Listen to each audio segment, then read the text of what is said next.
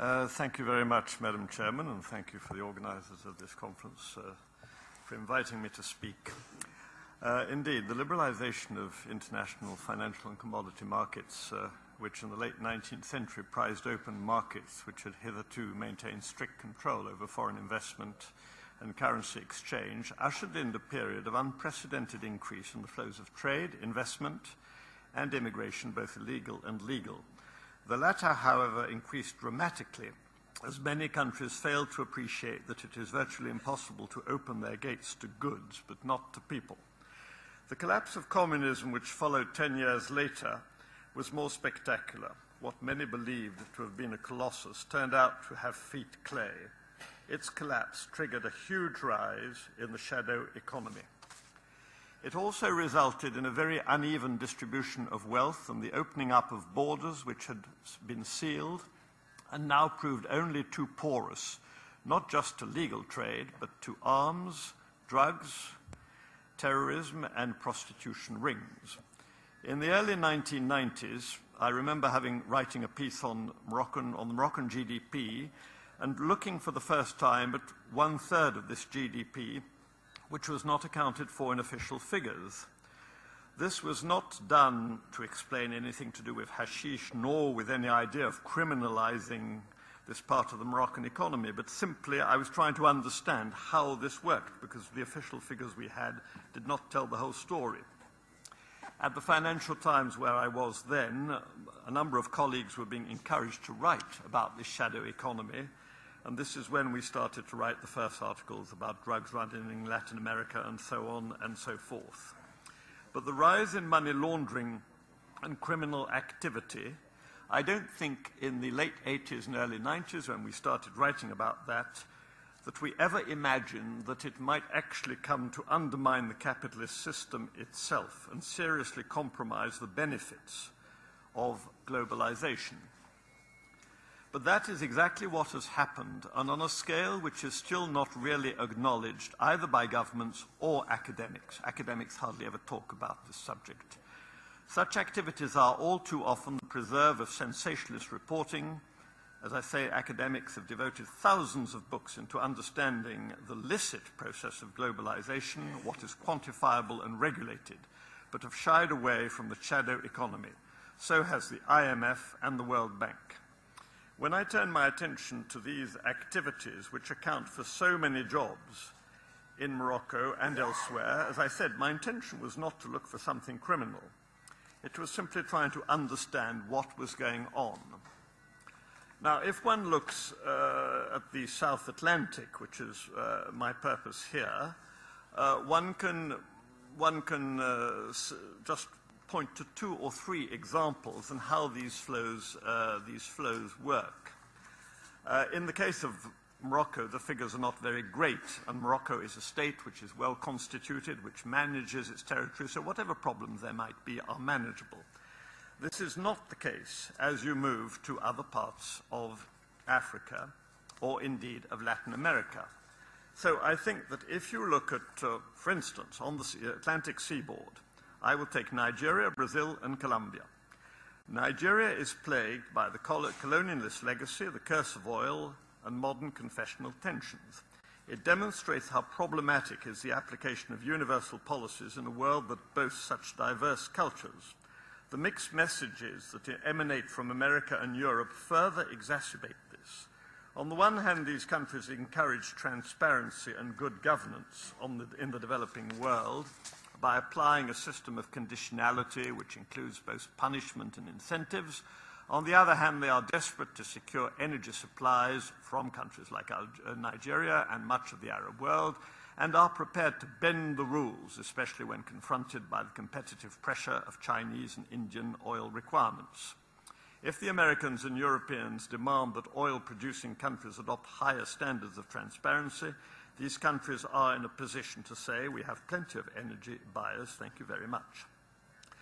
The speed with which Nigerian fraudsters have demonstrated a capacity in recent years to blend an advanced understanding of technology with a convincing theatricality far surpasses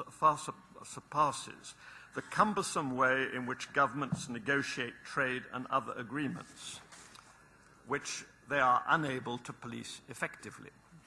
The advance free Ford, otherwise known as the 419 scam, is Nigeria's signature tune. It is through this means that people in Nigeria defrauded a Brazilian bank, the Banco del Noroeste, of hundreds of millions of dollars a few years ago. This was a leading Brazilian bank, and it is a quite extraordinary story which is not well known, a good example of transatlantic cooperation.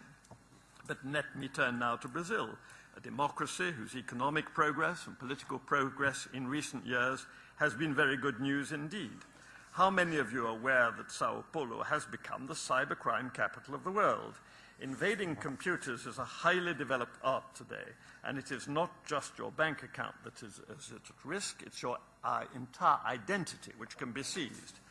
In 2005, global losses attributable to identity theft, which are obviously not just managed out of Sao Paulo, stood at $50 billion plus. It is the profound divisions that lie at the heart of Brazil which explain this very powerful criminal network. As you seek to build links with Brazil, one has to be reminded of some of these awkward facts. Finally, a few words about cocaine, which transits from Latin America to Africa, through West Africa, and then into Europe. You in Morocco are well appraised of the dangers, as you have made efforts to avoid that Morocco become a route for this. But where is the cocaine going through? Will it move further west? How will it come to Europe?